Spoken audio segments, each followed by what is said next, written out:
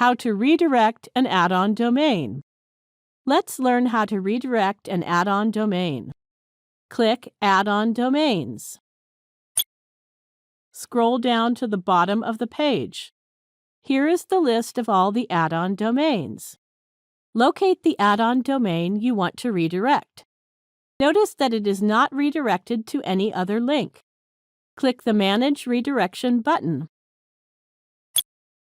Enter the destination URL where you want the visitors to be redirected to. Click the Save button. Now click the Go Back button. Notice that the selected add-on domain has now been redirected to the link. Thank you for watching.